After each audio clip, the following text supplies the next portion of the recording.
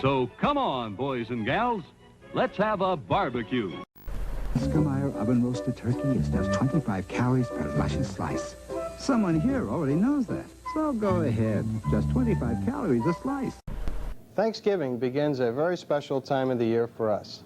It's the time of peace and reflection. A Charlie Brown Thanksgiving, sponsored by McDonald's. From one end of the holiday table to the other, Kroger helps you serve the finest feasts. And above all, stay calm. It's Bugs Bunny's Thanksgiving. For a Thanksgiving sale. You know, some of the floats in this parade just have to be part of it. Phoenix area Safeway stores are featuring Manor House Grade A turkeys, over 18 pounds. Have a Thanksgiving roast turkey feast at Beef.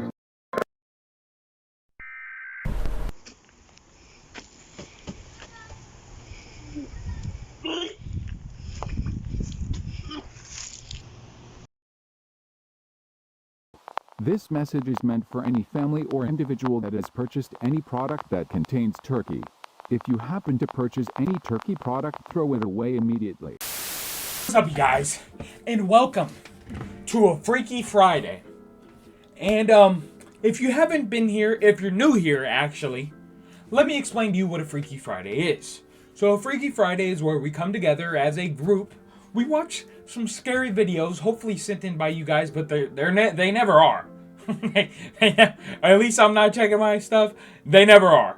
Anyways, you guys, I watch some scary videos. You guys watch along with me, and yeah. Before we get to the snacks part, I just wanted to say, I hope you guys had a great Thanksgiving, and I am very thankful for you guys. We hit 200 subscribers. Thank you. We're on our way to 300. Hey, we're just growing. I appreciate it, you guys. You know.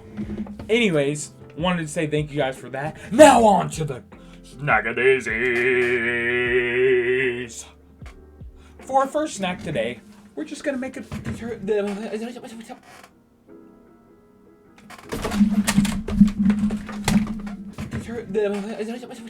snack. We're going to have some cornbread. No. Yeah, some cornbread. For our second snack, we're going to have some stuffing. And for our third and final snack, we're going to have a turkey with some gravy. Yes. Just have a Thanksgiving dinner. How about that, huh? That's all I can think of. Anyways, yeah. Our first one is called Thanksgiving Horror Story by MJB Animation. When you're very young, you can be prone to making brain-dead decisions. However, I learned at an early age that once you get old enough, you can lose your common sense too. I was 8 years old when my parents and I visited my grandparents for Thanksgiving. They lived in a tiny townhouse in a crowded suburb where my mom and all our siblings grew up. Even with how young I was, I could feel how lived in and sentimental that place was. All the years spent growing up and growing old were palpable. My mom and grandma were in the kitchen before dinner, when all of a sudden my mom broke down into tears. I didn't know why exactly, but I assumed a lot of childhood memories were rushing back to her. That, and she must have noticed that grandma wasn't doing too well mentally speaking. Fortunately, by then, pretty much everything was done except for the homemade cranberry sauce. So my grandma told her to sit tight and relax while she walked to the store to get a can of it. I was visibly concerned by my mother crying, so my grandma took me with her. The store was a short but bitterly cold walk away. Outside, there was this old, scraggly-looking homeless man leaning against the wall. He eyed us as we walked in, staring and smiling particularly at me. Oh, heck no! About 5 minutes later, we emerged from the store with our single can of cranberry sauce. Y'all better buy some knives while you're in there. And the homeless man stopped us to ask a question. Some silverware? He pointed to the can, saying we must be having a feast at home. Then he spewed a sob story about how he was cold and hungry and had nowhere to go. I'm sure it was all true, but there was something about his eyes that freaked me out, so I didn't want to give him any sympathy myself. Unfortunately, he then asked if he could eat with us for Thanksgiving. Nope. And to my sinking surprise, nope, My grandmother welcomed him to come with us. It was like my Oh, brain it's the was grandmas! spine. I was so confused. I mean, I'd heard my grandparents and even my parents about the old Christian values of taking in the hungry for a meal. Yeah, I get that too. I never thought it would actually happen. But All if, I buddy, could do if was you're go looking, along. if you're tweaking like But I was this, scared the entire walk no. back to the house. The man kept looking at me and trying to talk to me, but I kept my eyes forward and ignored him. "You're a quiet one," he said. I remember it clearly. He told me it was good to be Grandma. quiet. When we returned Grandma. home with an extra person, This thug is especially a thug. smelly, disheveled homeless person, my parents were beside themselves with my grandmother. To add to our shock, my grandpa revealed that they had been inviting needy people into their home for dinner. Maya knows how quality care can bring out a smile, but it's been a few My parents tried to explain to them how dangerous that was, but my grandparents were quite set in their ways. An extra seat was set for him at the table, and we started eating. Since that Thanksgiving feast, I've sat through other dinners where people have been revealed to be cheating on their partners. A little kid relative of mine crapped himself and managed to get some on the turkey. And I've even had to watch my younger cousins act out a scene from the musical they were making together. But nothing, and I mean none of it, compares to how awkward and unbearable this dinner was. There was no redeeming or humorous quality to it. I was just sat across from a disgusting stranger who wouldn't stop staring at me. When the meal was finally Tell your over, pops. I was something. excited for him to get the help. But I was floored once again by my grandparents' decision-making. They offered to let him sleep on the couch since it had started snowing. My parents were extremely upset, but they ended up letting it happen, thinking it would be okay if I slept with them and they kept the bedroom door locked. Unfortunately, I couldn't sleep sandwiched between the two of them on that tiny bed. Don't care. A couple hours into the night, I had to get up to pee. Nope.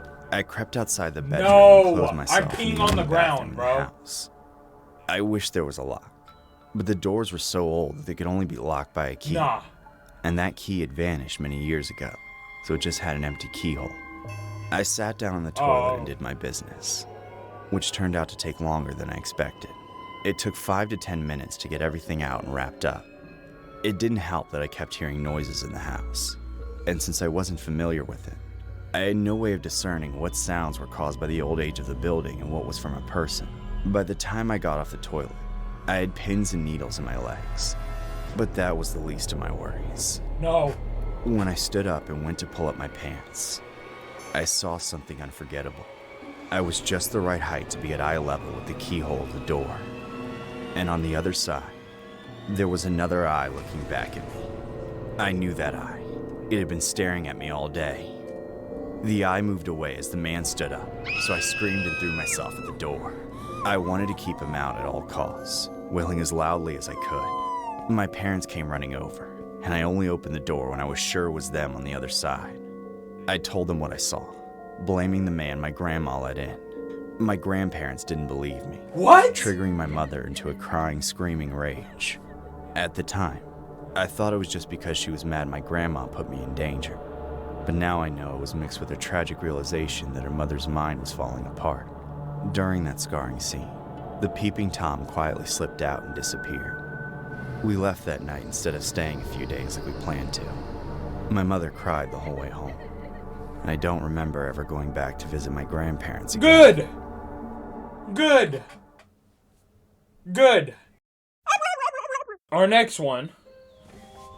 The is sun by was below IMR the Scary horizon, Tales. casting the afternoon shadow over the kitchen, where the roasted turkey aroma met freshly baked pie.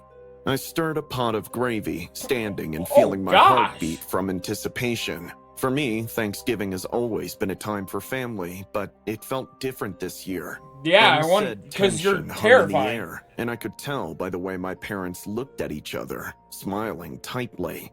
My parents were bustling about, oblivious to the storm brewing inside me. They were excited about their new life, their retirement plans, and how they would finally be free of me. That is so I could loud. feel it. Their excitement was a knife twisting my gut.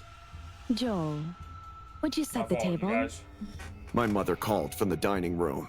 I nodded, forcing a smile on my lips as I set the ladle down. My hands trembled slightly. I was on edge, and I didn't know why. Perhaps it was the weight of their impending announcement, the one that they had hinted at but never fully revealed. As I arranged the silverware, I overheard snippets of their conversation. "We can't keep supporting him." My father's voice was low but firm. "He needs to learn to stand on his own." My heart sank. I knew what they meant. They were finally cutting me off financially. The thought sent a chill down my spine. Dinner commenced with laughter and clinking glasses, but I felt detached from the warmth that enveloped the room. My parents chatted about retirement plans and dreams of travel, while I forced myself to join in, laughing when appropriate, nodding along. Inside, a storm brewed. As we moved to dessert, my mother's expression shifted. Joel, She began, hesitantly. there's something we need to discuss. My pulse. You're cut off! This was it. You're cut the off! moment that would shatter everything. You're cut Not off, now, son. Lisa. My father interjected sharply. "Let's enjoy this time together."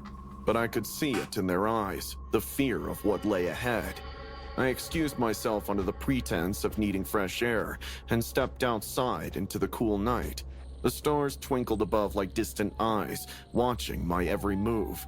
My mind raced as I paced back and forth on the porch, thoughts spiraling into dark corners. When I returned inside, the atmosphere had shifted dramatically. My parents were no longer smiling. Instead, they wore expressions of concern mixed with something else. Disappointment? Fear? It gnawed at me. I don't blame him. Look at you, My bud. mother started You need to again, clean up. her voice trembling slightly. We've decided. But before she could finish, something snapped inside of me. The years of feeling Maybe take inadequate up some and Colgate to that dependent mouth. surged forward like a tidal wave. "Enough!" I shouted, startling them both. "You think you can just abandon me after everything?" Their faces paled as realization dawned on them.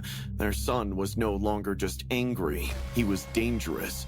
After dinner, while they cleaned up, I slipped away to my room. The shadows danced on the walls as I pulled out my notebook, the book of premeditation. Each page detailed my plan. Get knives, sledgehammers, All mine, bleach, 500,000. everything necessary to erase them from existence. As I returned to the kitchen, adrenaline coursed through my veins. My heart pounded like a war drum as I approached my father from behind. He was distracted, humming softly to himself as he washed dishes. "Dad?" I said softly. He turned, surprise flickering across his face just before it vanished into confusion. "What's wrong?" In one swift motion, I grabbed the knife from the counter and plunged it into his back. The world went silent. Time froze as he gasped in disbelief. "What are you doing?" He croaked, shock flooding his eyes. I pulled out the knife. Oh my and struck God. again, 14 times in total, each thrust fueled by years of resentment, boiling over into pure rage. My mother entered just as I finished. Her scream pierced through the air like shattering glass. Joel, no! But it only fueled my frenzy. The world around me faded. All that mattered was silencing them forever. She fought back fiercely.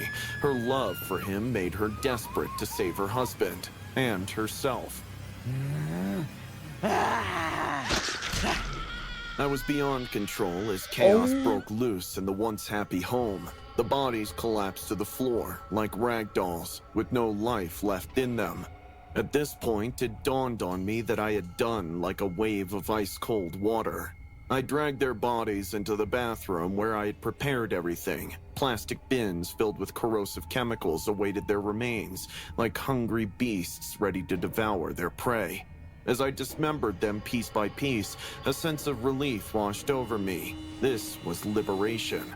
I left their remains dissolving in acid and retreated to my room, hoping to escape the horror of what I'd done. The house felt different now. It was mine alone.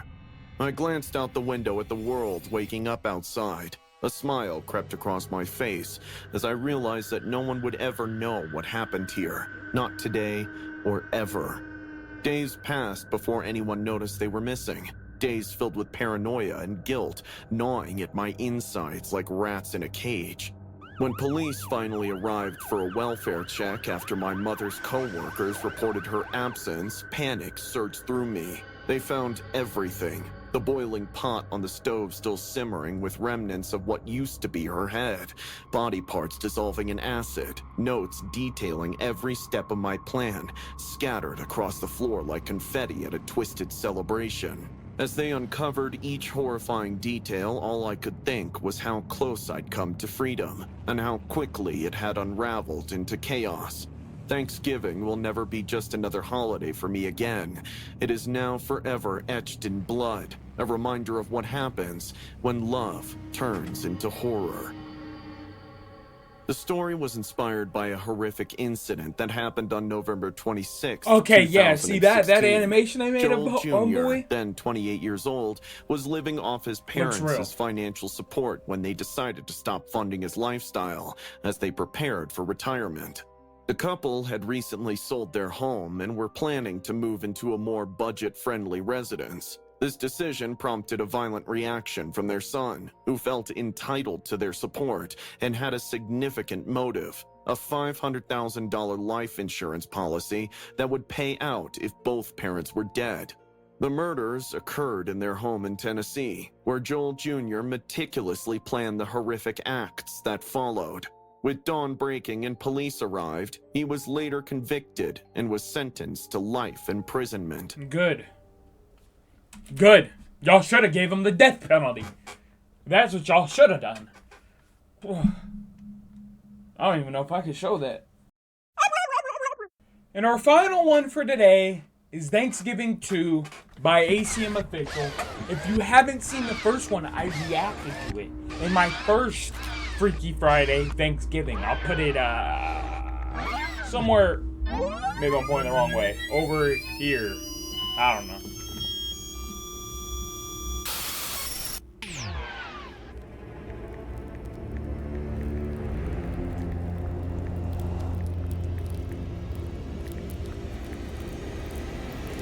Mia, what are you doing? Mia. Hi, I'm your mechanical, interactive aide, but you can call me Mia for short. Mom, this stupid robot's acting weird. See? It nearly burnt my hair off. That's where you guys go with the name calling the robots. Mia, can you come here? Thanks for joining me. For this holiday season, we're going to be making a delicious pumpkin pie. Let's jump right in. From scratch? For the pie crust, you're going to mix 1 cup of flour with 1 teaspoon of salt. Mom, look what she did to my hair. Yes, I see, Avery. You're not even looking. Yes, Avery, I see. We'll get it fixed tomorrow. Now, go get ready. Our guests are going to be here soon. My mom be stressed on Thanksgiving too, boy. Did you need me, Mrs. Williams? Yes, Mia. Did you do something to Avery's hair? What do you mean? Can you take that out of the oven? Yes. Don't tell me she's gonna stuff another kid in the oven.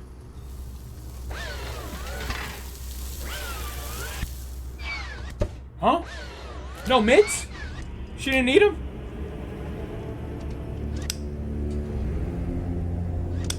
Mia, what are you doing? That needs to rest. Oh. Whoa, let's be careful. I will take these. Yes, Mrs. Williams. Oh, our guests are here. I don't know, Chief. Can you finish this pie? Yes, Mrs. Williams. Now for the pie filling. In a large bowl, mix together the pumpkin puree. You're gonna take these here poison pellets and you're gonna place them in the food. Why is that even an ad? Why is that even an ad?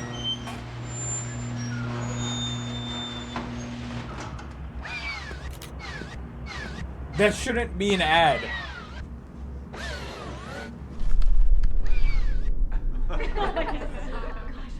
Yep, she just sniped the whole family. You did such a fabulous job making dinner, sweetie. Thank you so much. Oh, thanks, Dad. I'm gonna need a nap after all this food. Well, I hope you all save room for dessert. Mia, bring out the pie. Oh, Cut!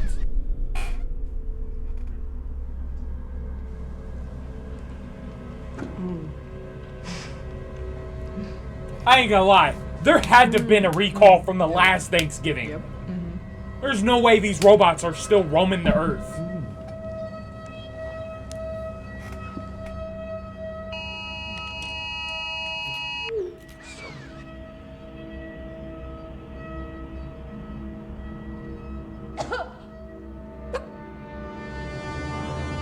Oh. Oh. Oh.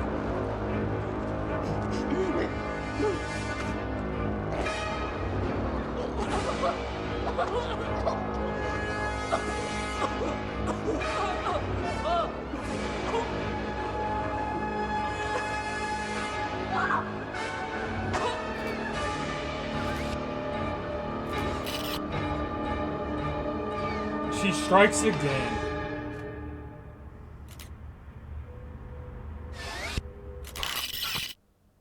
She strikes again. I'll be seeing you, Mia, next year. When they make Thanksgiving 3. Please, ACM official, make it Thanksgiving 3. Bro, she just... There's no way these robots are still going around. There's just no way, dude. Like, there should be, like, a recall. Like, hey, we gotta fix some bugs, you know, they're tweaking out. Hey, they killed a baby last time. You feel me? Anyways, you guys, we got one more day left for our Thanksgiving week of posting. Oh yeah. Yeah. So, anyway, guys, thank you guys for watching. Make sure to like, comment, subscribe, and I'll see you guys in the next video. Peace.